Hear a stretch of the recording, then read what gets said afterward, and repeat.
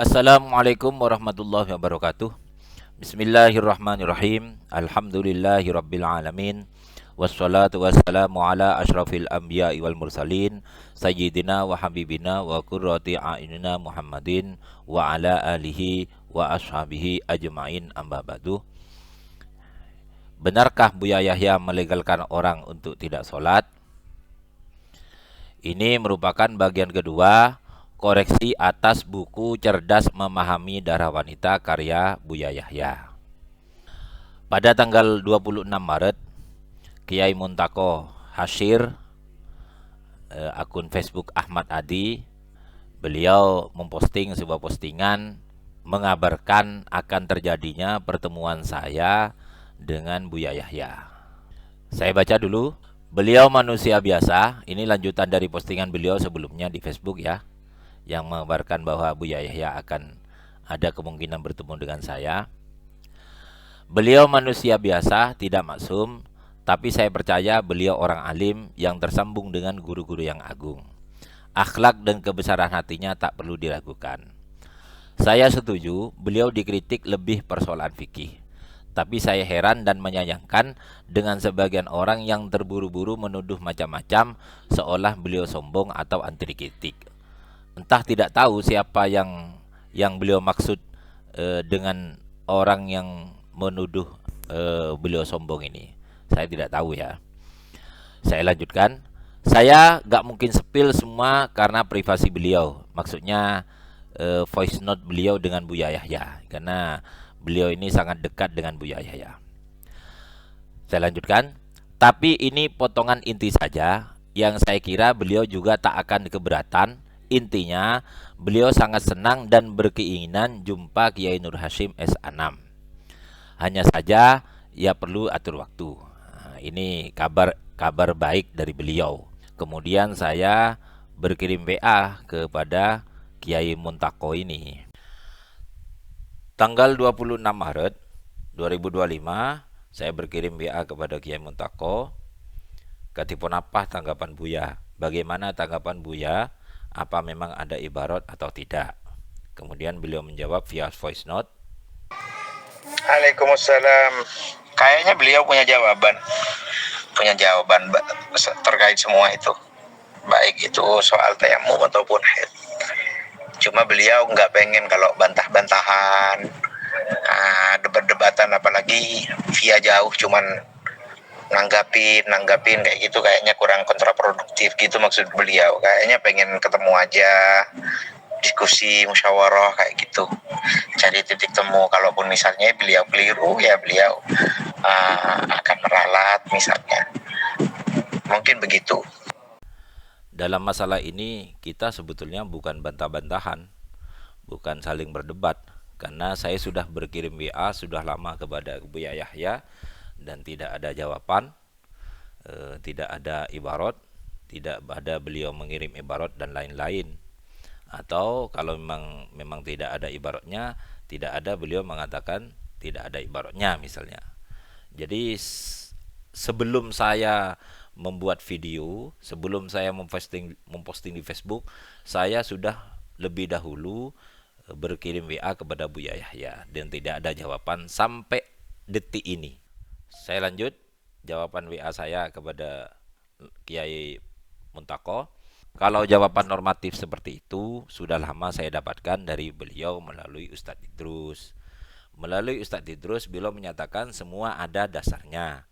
Kalau hanya ingin menunjukkan dalilnya tidak perlu bertemu menurut saya. Cukup kirim ibarat dari kitab apa itu saja, selesai. Tidak perlu bertemu dengan saya, tidak perlu. Jadi jika memang beliau yakin tidak ada yang salah, saya tidak berani berharap akan ada pertemuan dalam waktu dekat. Sebab bagi beliau bertemu saya atau tidak penting. Sebab tidak ada yang salah dengan buku beliau, itu begitu. Ini beda dengan pandangan saya. Saya wajib menjelaskan kepada orang tentang hal yang tidak bisa dipakai dari buku tersebut. Setiap detik yang berlalu dan saya diam sama dengan membiarkan orang terus salah dan mengikuti pendapat beliau yang salah, begitu. Nah, kemudian beliau membalas WA saya ini. Ini balasannya Kiai Muntako. Apa salahnya ketemu? Jadi antum tidak mau bertemu ya? Mau bantah-bantahan jarak jauh, kata beliau begitu. Bijak banget beliau ini. Saya jawab, monggo kalau mau bertemu. Tapi sebenarnya nggak perlu bertemu, cukup kirim ibarat selesai. Kemudian beliau menjawab pakai voice note. Enggak lah Gus, beliau enggak nganggep itu enggak penting. Beliau berterima kasih banyak kepada antum. Ini malah jawaban antum yang kontraproduktif. Mau ketemu, mau menjelaskan alasan beliau. Kalau memang beliau salah, nanti beliau ngaku salah. Gitu aja, bahkan nganggep penting. Beliau mau spend waktu untuk ketemu antum di rangkaian di agenda beliau silaturahmi ke kerabat-kerabatnya di Madura. Ini jawaban antum justru bikin saya kaget sih. Apa benar Buya Yahya menganggap ini penting? Enggak juga kata saya.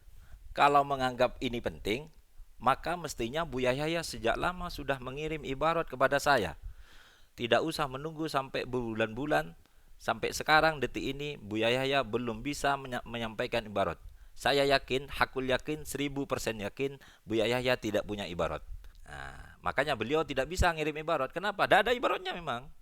Satu, kalau memang beliau menganggap penting, satu, mestinya beliau sudah mengirim ibarat. Satu. Nomor dua, kalau memang beliau menganggap ini penting, mestinya beliau sudah membantah apa yang jadi kejanggalan beliau di channel beliau. Ketiga, kalau memang beliau menganggap ini penting, beliau lewat kok di utara rumah saya. Tinggal mampir doang, tidak mampir kan? Itu begitu. Jadi intinya masalah ini bagi Bu Yahya tidak penting-penting banget dan sama sekali tidak penting. Begitu. Jadi apa yang disampaikan Kiai Muntako ini bertolak belakang dengan kenyataan ya.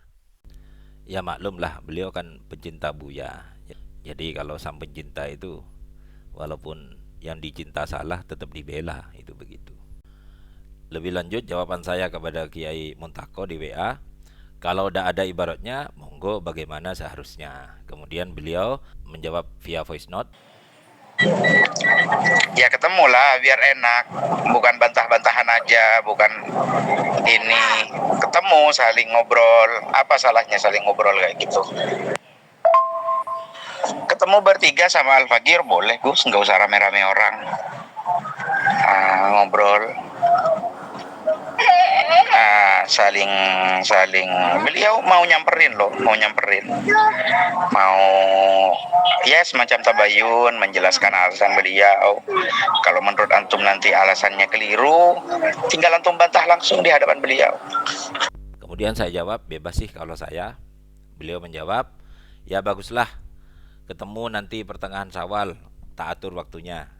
Semoga antum juga tidak berhalangan. Itu jawaban beliau. Amin ya rabbal alamin. Kemudian keesokan harinya tanggal 27 Maret saya mengirimkan semua keiskalan saya di buku Buya Yahya kepada Kiai Muntako ini agar diteruskan kepada Buya Yahya. Kemudian tanggal 28 Maret saya tanya kepada beliau, sudah disampaikan ya? Sudah Kiai, jawab beliau. Kemudian hari Kamis kemarin lusa, beliau tiba-tiba voice note saya. Assalamualaikum Gus, maaf, ini saya baru ngabarin, saya dari kemarin sakit. Gimana kalau ketemunya sama Buya Yahya hari Minggu? Tapi pertanyaannya, antum bisa nggak kalau ke Madura? Nanti bisa diatur. Kalau nggak bisa ke Madura, mungkin sepulangnya Buya Yahya dari Madura hari Minggu itu juga ketemu di Surabaya gitu mungkin. Gimana Gus? Beliau mengabari bahwa apakah saya bisa ke Madura. Mungkin beliau menyangka rumah saya bukan di Madura. Makanya saya balas di tengah malam itu saya baca WA-nya. Boleh, rumah saya di Bangkalan. Saya kasih Sherlock rumah saya. Itu Sherlock rumah saya Kiai, Timur Pasar Gelis Bangkalan. Rumah saya terbuka 24 jam. Saya jawab begitu. Kemudian hari ini saya tanyakan, karena saya tahu Buya Yahya ada di Pamekasan. Saya tanyakan, bagaimana Kiai, gagal ya pertemuannya? Karena saya sudah menunggu-nunggu. Kemudian beliau menjawab via voice note, yang mengejutkan saya. Waalaikumsalam. Saya bingung Kiai karena antum mintanya ke kediaman antum. Kesannya kayak gimana gitu. Beliaunya pasti nggak enak juga anda nyampaikannya. Makanya anda tawarkan ketemu di luar di tempat yang netral dan bukan untuk bantah-bantahan. Karena maunya beliau ya silaturahmi, ketemu sama antum sekaligus pertanyaan-pertanyaan antum mau dijawab gitu sama beliau. Tapi kalau beliaunya yang datang ke bednya antum itu ana nggak enak nyampaikannya karena nanti kesannya beliau yang kayak istilahnya kayak kesannya berambisi untuk bela diri kayak gitu kalau sampai datang ke rumah antum, dan pertemuannya juga pasti akan canggung gitu. Beliau sih nggak ada masalah sama sekali.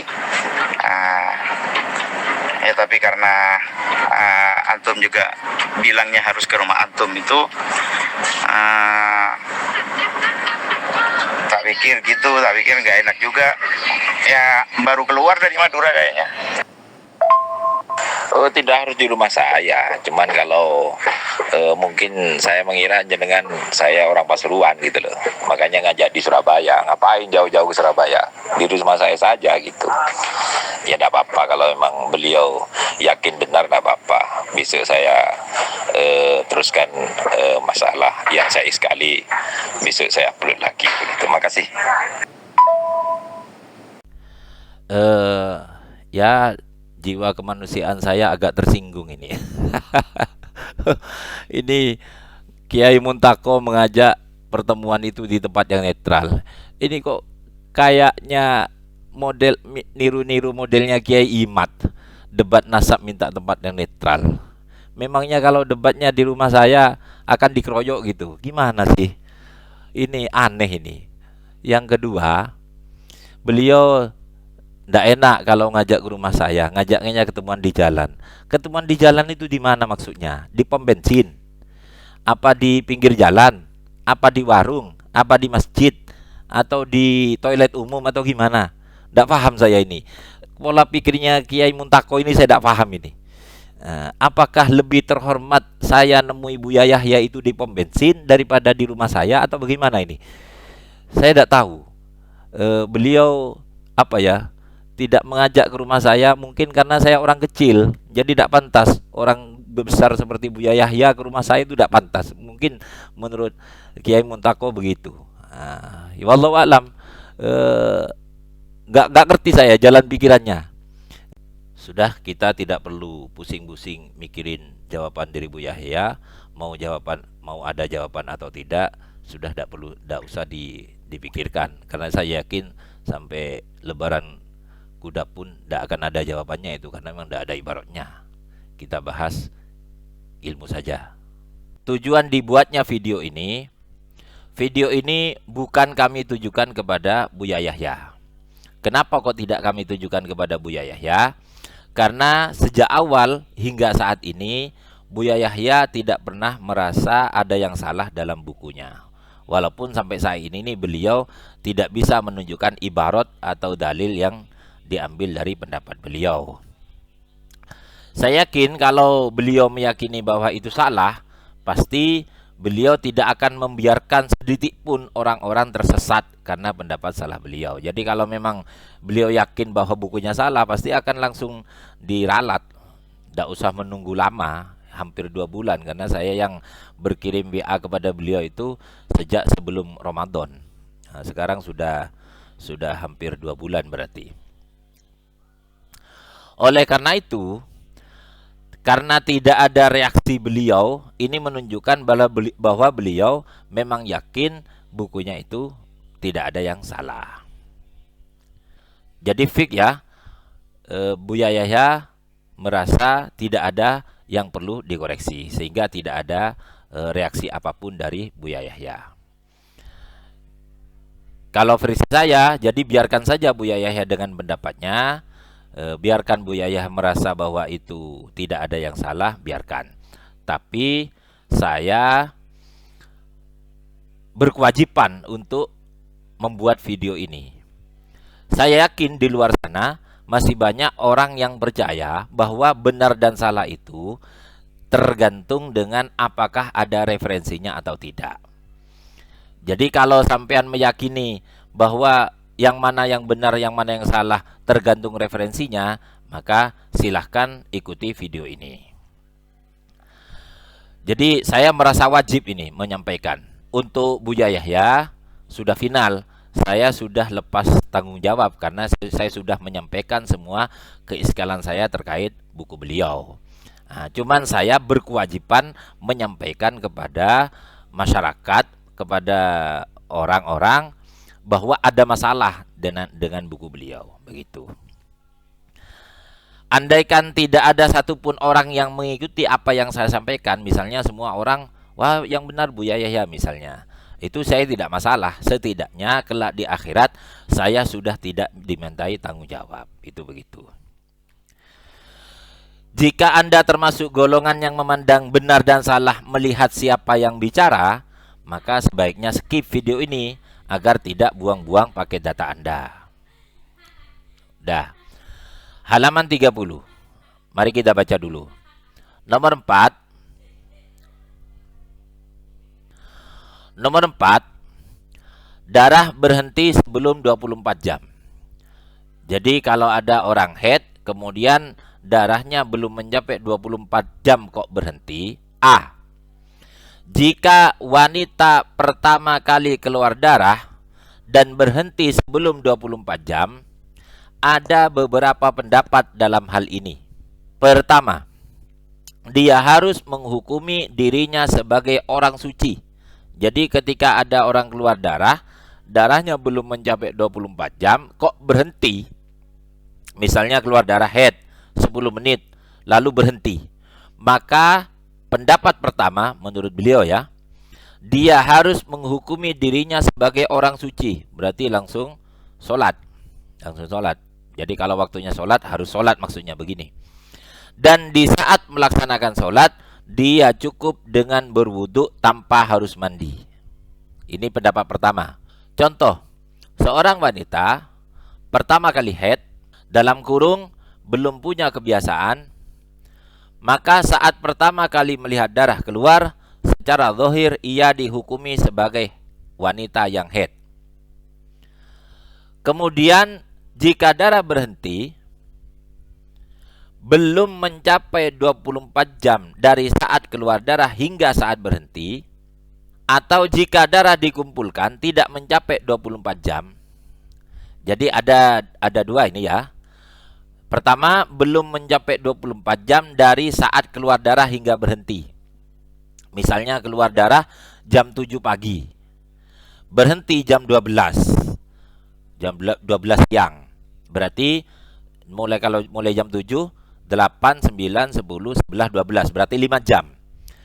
Berhenti belum nyampe 24 jam dari saat keluar darah. Saat keluar darahnya jam 7 tadi ya. Nah, wis. Yang kedua, jika darah dikumpulkan tidak mencapai 24 jam. Maksudnya bagaimana? Begini. Tadi kan keluar darah mulai jam 7. Bersih jam 12. Keluar lagi jam 2. Jam 2 siang. Bersih jam 3. Berarti berapa jam itu di jumlah? Yang pertama jam 7, mulai jam 7. 8, 9, 10, 11, 12. Berarti 5 jam.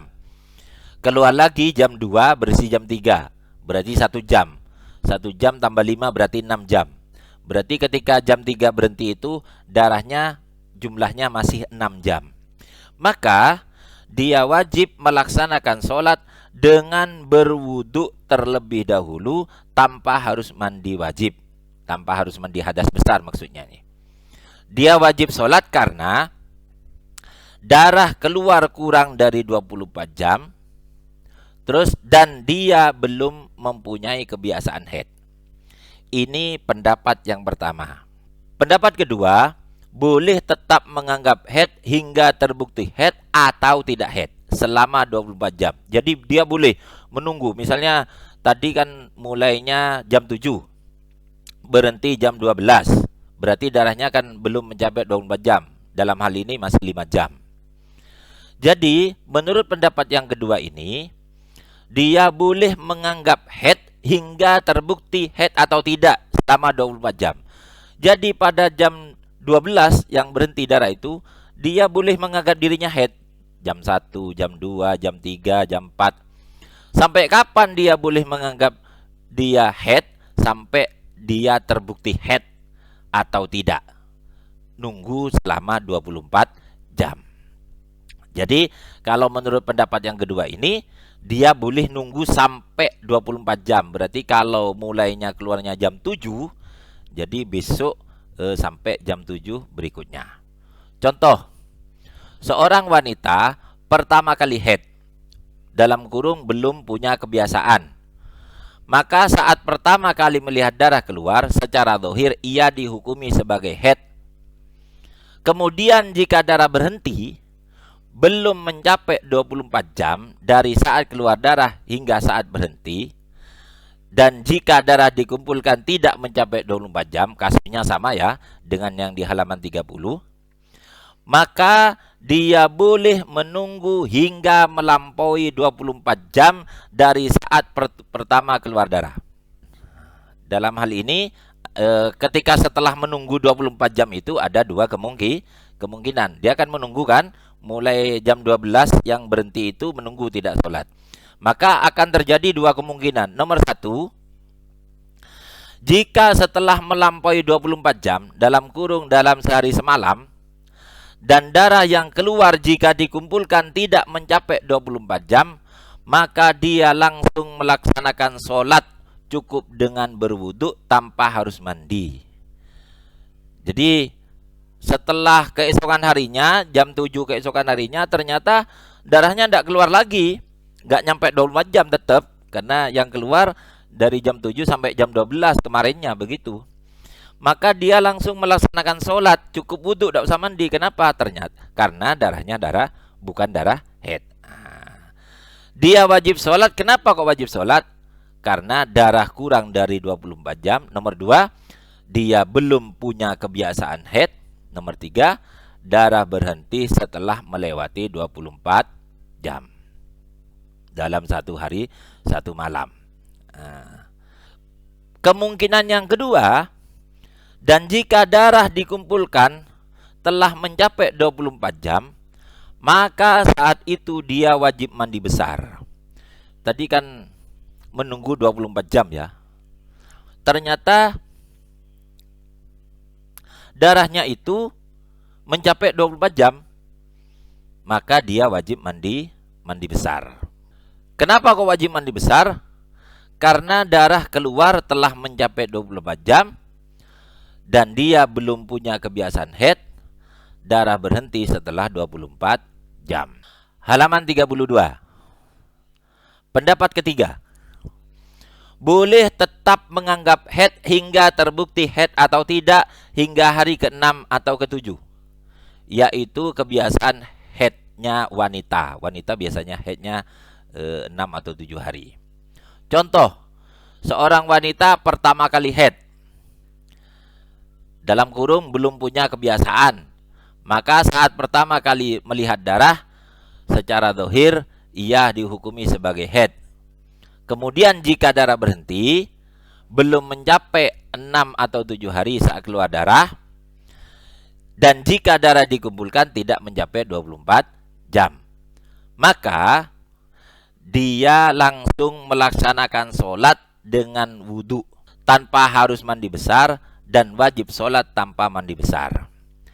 Ini kalau darahnya setelah ditunggu 7 hari ternyata tidak mencapai 24 jam. Wes.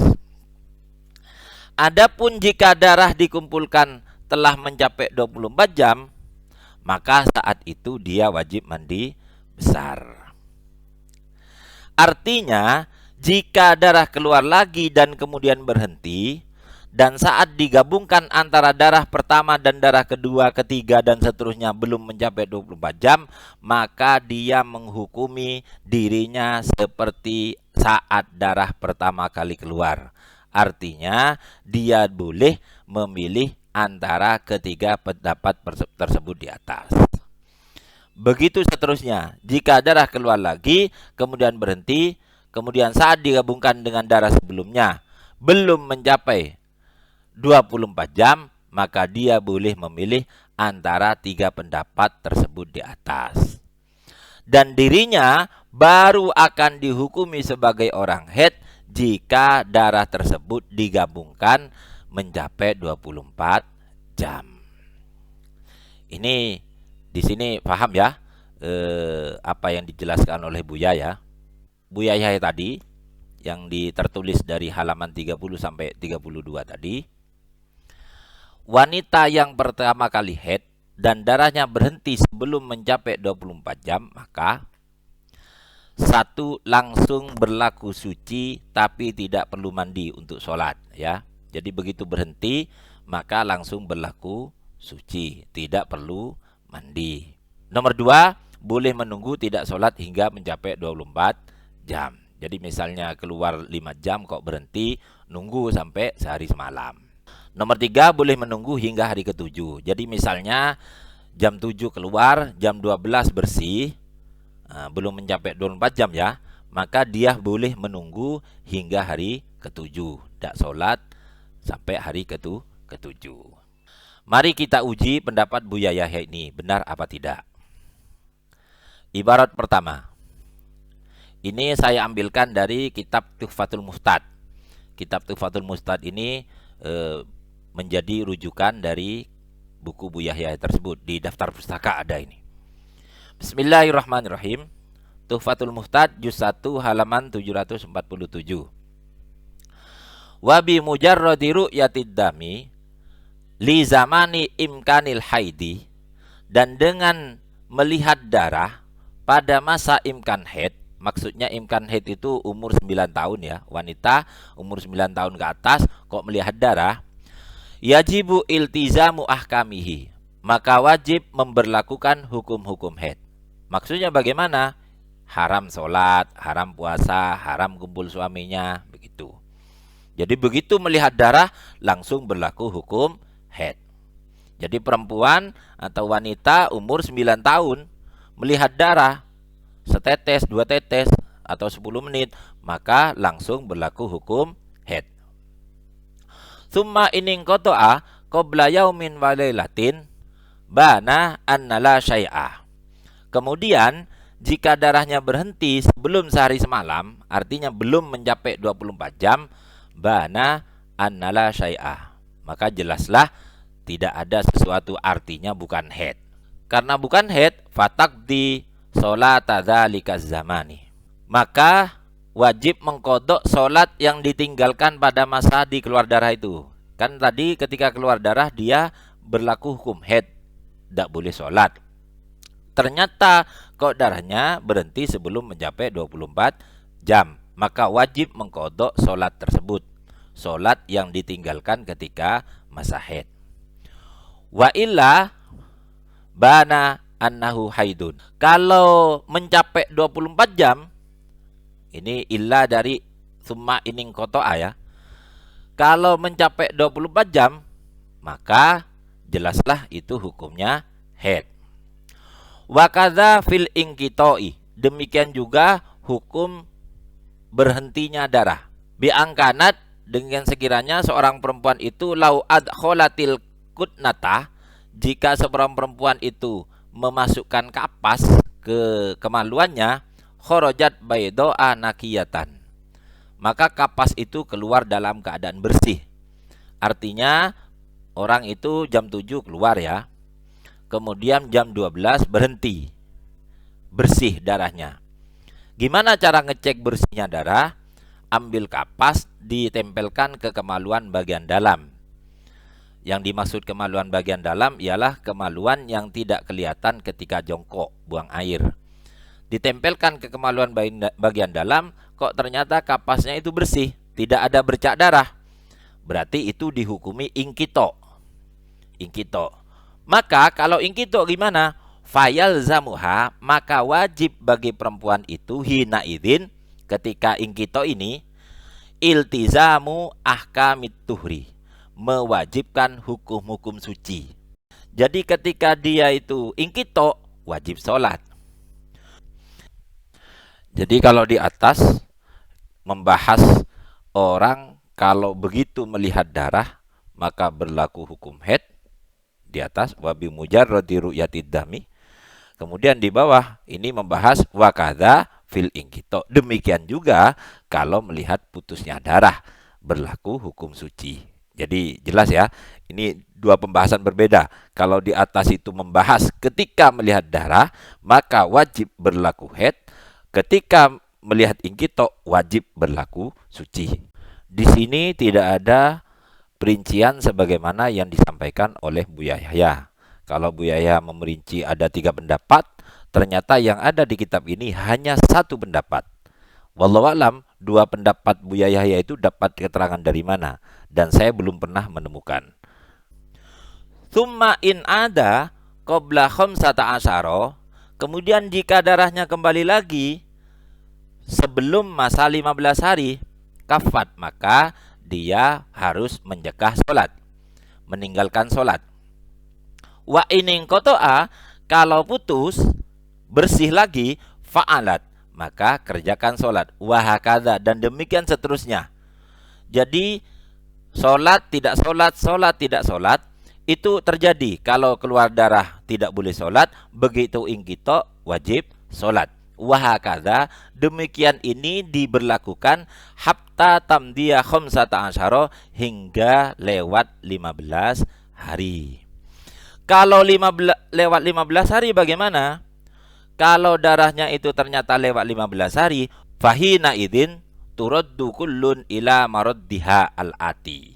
Maka ketika itu dikembalikan semuanya kepada tempat kembalinya yang akan diterangkan yang akan datang. Jadi kalau darahnya itu melebihi 15, maka darahnya dikembalikan sesuai tempat kembalinya, dibahas nanti, perinciannya dibahas nanti, begitu. Fa'in lam tujawizha, kalau darahnya itu tidak lewat 15 hari, bana anna kullan minad dami wan naqa'i al muhtawish haidun, maka jelaslah bahwa masing-masing darah dan nako yang ada di sela-selanya dihukumi haid. Nah, ini tadi yang dibahas bulan pertama kali haid. Jadi perempuan pertama kali haid, maka tadi bahasannya. Wa fi syahri tsani, dan di bulan kedua dan seterusnya, bulan ketiga, bulan keempat dan tahun berikutnya seterusnya sudah la taf'al lil inqita'i syai'an mimma marra. Tidak boleh melakukan karena bersihnya darah itu hal-hal yang di depan tadi. Tadi kan ketika bersih wajib sholat. Tapi di bulan kedua dan selanjutnya tidak boleh, ketika bersih itu sholat tidak boleh. Kenapa kok tidak boleh sholat? Li'anna dhahira annaha fihi kal awwali. Karena zahirnya perempuan ini di dalam bulan kedua sama dengan bulan pertama. Artinya kalau bulan pertama itu haidnya putus-putus dan misalnya haidnya 15 hari, maka bulan kedua juga mestinya putus-putus. Hadza ma sahhahahu Rafi'i. Inilah yang disahihkan oleh Imam Rafi'i. Wa huwa wajihun. Ini pendapat yang memiliki kekuatan. Lakinil ladzi sahhahahu fit tahqiqi, tetapi yang disahihkan oleh Imam Nawawi, ini muridnya Imam Rafi'i, di dalam kitab Tahqiq war-Raudhati dan kitab Raudhah, wa huwa al-manqulu, ini yang dibuat rujukan, kama fil majmu'i, sebagaimana dalam kitab Majmu', an-nasaniya, sesungguhnya bulan kedua, wa ma ba'dahu, dan bulan berikutnya, kal awwali, sebagaimana bulan yang pertama.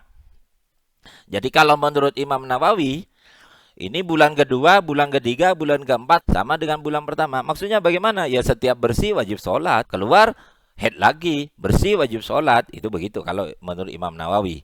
Tapi kalau menurut Imam Rafi'i, bulan kedua dan seterusnya, setiap bersih, ya melihat adat haid pada bulan sebelumnya. Jadi yang khilaf ini pada bulan kedua dan seterusnya ya. Tapi kalau bulan pertama, tidak ada khilaf antara Imam Rafi'i dan Imam Nawawi, sama-sama berpendapat setiap bersih wajib sholat, tidak boleh menunggu. Itu begitu. Jelas ya, pendapat Buya Yahya tadi, ini pendapat yang pertama cocok dengan ibarat ini. Jadi pendapat Buya Yahya kan 3 tadi. Pendapat pertama langsung berlaku suci. Ini cocok dengan ibarat ini. Dan ini dinyatakan untuk bulan pertama ini tidak ada khilaf ya antara Imam Nawawi dan Imam Rafi'i, sama-sama sepakat wajib. Ibarat kedua, qala fi hasyiatil jamal alal manhaj, juz 1 halaman 246. Qauluhu fahuwa ma'ana qa'in takhallalahu haidun wa hadzal qaulu, qaul ini yusamma qaulas sahbi, disebut juga dengan qaulas sahbi. Wa huwal mu'tamadu, inilah pendapat yang muktamad. Jadi darah beserta nakoknya itu dihukumi haid. Wasani, pendapat yang kedua, annan nako'a tuhrun, nakoknya dihukumi suci. Kenapa dihukumi suci? Li'annahu idza dallat damu alal haidi wajaba ayyadullan nako'u alat tuhri. Menurut pendapat ini, jika darah itu bisa menunjukkan sebagai haid, mestinya bersih bisa menunjukkan sebagai suci. Wa yusamma hadza qaulal lakti, dan pendapat ini disebut dengan qaul lakti, wa qaulat talfiki, dan qaul talfik. Jadi ada dua pendapat tadi ya. Ada pendapat yang mengatakan masa bersih di sela-sela haid hukumnya haid, ini disebut qaul sahbi. Pendapat yang kedua, masa bersih di sela-sela haid hukumnya suci, ini pendapat qaul lakti atau qaul talfik. Wa mahallut talfiki fis sholati was shaumi, tempatnya talfik di sini dalam masalah solat dan puasa. Wa nahwihima, dan semacamnya. Fala yuj'alun naqa'u tuhron finqida'il iddati ijma'an, dan tidak dijadikan naqo itu sebagai suci dalam masalah selesainya masa iddah secara ijma'. Jadi kan orang iddah itu 3 sucian. Jadi orang yang dicerai oleh suaminya, maka iddahnya 3 sucian. Nah, 3 sucian di sini bukan nako fil haid ini, bukan, tapi antara haid yang satu dengan haid yang lain. Jadi suci yang dimaksud di bab talfik ini bukan suci yang menentukan masa selesainya iddah. Ini harus difahami. Intaha syarhu Imam Romli. Di sini dijelaskan bahwa wadhaharu min ibaratil irsyadi, dan jelas dari ibaratnya kitab irsyad as-sabiqati yang sudah di muka, annal qaula ini, bahwa 2 qaul ini, qaul sahbi dan qaul lakti, la yadharoni, tidak jelas keduanya, illa fi ghairid dauril awwali, kecuali di selain siklus pertama, fi haqqil mubtada'ati, bagi orang yang pertama kali haid. Wes. Jadi maksudnya bagaimana? Tadi kan ada kata-kata masa bersih di sela-sela haid, ada khilaf ulama. Qaul sahbi mengatakan haid, qaul lakti mengatakan suci. Nah, permasalahan masa bersih di sela-sela haid ini, perbedaan hukumnya tidak tampak kecuali di selain siklus yang pertama. Kalau siklus pertama itu udah ada bedanya kaul sahbi dengan kaul lakti. Baru siklus kedua baru ada bedanya. Kalau ikut kaul lakti ketika bersih wajib sholat. Kalau ikut sahbi ketika bersih tidak boleh sholat karena ikut sahbi. Itu daur kedua ya. Amma fihi, adapun di daur pertama, di siklus pertama, fi haqqiha, bagi mubtada'ah, bagi orang yang pertama kali haid, fataqaddama, maka sudah diterangkan di muka, annaha, bahwa orang yang pertama kali haid, kullama inqata'a ad-damu, setiap darahnya berhenti, tu'maru bi ahkamit thahiri, diperintah dengan hukum-hukum suci. Kalau bulan pertama, orang yang pertama kali haid, setiap bersih wajib berlaku hukum suci. Tapi kalau bulan kedua, begitu darahnya berhenti karena dia sudah pernah haid, maka dia boleh tidak sholat. Oh, ini akan keluar lagi darah saya. Saya ikut qaul sahbi, maka saya tidak sholat. Bisa seperti itu karena sudah pernah haid sebelumnya. Tapi kalau bulan pertama, maka wajib berlaku hukum suci. Wa hadza la khilafa fihi, dan ini tidak ada khilaf di antara ulama. Jadi sepakat ya ulama ya bahwa setiap bersih wajib berlaku hukum suci. Tidak boleh menunggu 24 jam, tidak boleh menunggu sampai 7 hari. Ta'ammal, berpikirlah kalian, wahai ya kalian, ya kita, ya sampean, ya semua termasuk yang ngaji kepada Buya Yahya disuruh berpikir di sini.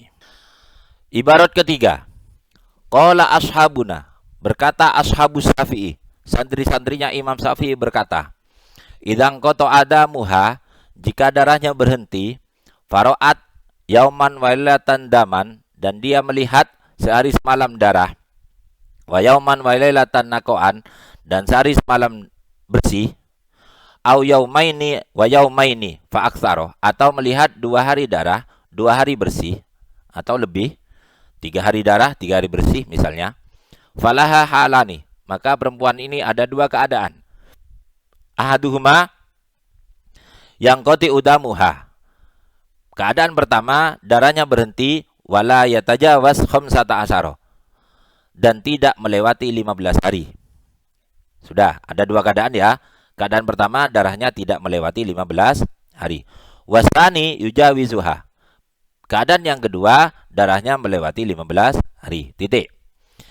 Al-halul awwalu, keadaan yang pertama, idza lam yujawiz, jika darahnya tidak melewati 15 hari, fafihi, maka di dalam keadaan ini ada 2 kaul. Fafihi kaulani masyhurani, maka di dalam keadaan ini ada 2 kaul masyhurani yang dua-duanya masyhur. Ahaduhuma anna ayyamad dami haidun, yang pertama bahwa hari-hari darah hukumnya haid.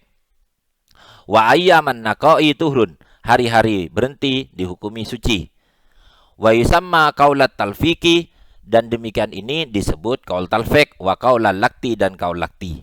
Jadi pendapat pertama, hari-hari darah dihukumi haid, hari-hari bersih dihukumi suci. Ini disebut kaul lakti. Wasani anna ayyamad dami wa ayyaman naqai kilahuma haidun. Pendapat yang kedua, hari-hari darah dan hari-hari bersih dua-duanya dihukumi haid. Wa yusamma qaula sahbi, yang demikian ini disebut kaul sahbi. Wa qaula tarkit talfiki, dan kaul meninggalkan talfik. Ila angkol qala ashabuna, berkata ashabus Syafi'i, santri-santrinya Imam Syafi'i berkata, wa alal qaulaini, dan dari 2 kaul ini, kaul sahbi dan kaul lakti ini, idza ra'atin naqa'a, jika perempuan itu melihat bersih fil yaumis tsani, di hari yang kedua, maka amilat amalat thahirati, maka dia wajib mengamalkan amalannya orang yang suci, artinya wajib sholat bila khilafin, tanpa ada khilaf. Ya, tanpa ada khilaf ya. Bila khilafin, tanpa ada khilaf. Jadi tidak ada khilaf antar ulama ini. Jadi kalau di Buya Yahya itu kan ada khilaf tadi itu. Ada yang mengatakan boleh menunggu 24 jam, ada yang mengatakan boleh menunggu sampai 7 hari. Nah, di kitab ini disebutkan bila khilafin, tanpa ada khilaf, li'anna la na'lamu, karena kita tidak tahu, annaha dzatu talfikin, apakah perempuan itu dzatu talfikin artinya akan keluar lagi darahnya atau tidak. Lihtimali dawamil ingkitoi, karena ada kemungkinan ingkito terus, tidak akan keluar lagi darahnya. Itu begitu. Jadi paham ya. Jadi tidak ada khilaf di sini. Dia wajib wajib sholat ketika berhenti. Tidak boleh menunggu sampai 24 jam, apalagi sampai 7 hari. Kembali kepada pendapat Buya Yahya. Wanita yang pertama kali haid dan darahnya berhenti sebelum mencapai 24 jam, maka 1. Langsung berlaku suci, tidak perlu mandi. Ini benar ya, sesuai dengan 3 ibarat yang saya bacakan tadi. 2. Boleh menunggu, tidak sholat hingga mencapai 24 jam. Ini tidak ada ibaratnya. Ini salah. Karena 3 ibarat tadi mengatakan wajib berlaku hukum suci. Di daur pertama, siklus pertama, orang yang pertama kali haid. Nah, nanti beda dengan orang yang sudah pernah haid. Pendapat ketiga, menurut Buya Yahya, boleh menunggu hingga hari ke-7. Ini salah, tidak ada ibaratnya. Artinya, kalau kita mengikuti pendapat Buya Yahya ini, jam 7 keluar darah, jam 12 bersih. Dia boleh tidak sholat sampai kapan? Sampai hari ketujuh. Berarti 7 hari dia tidak sholat. Nah, ini termasuk pendapat yang tidak logis ini. Jadi Buya Yahya membolehkan orang tidak sholat selama 7 hari tanpa alasan yang jelas, tanpa ada ibarat, tanpa ada dalil.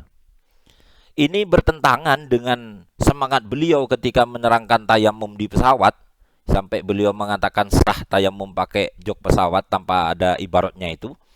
Beliau berdalih wajib orang itu sholat.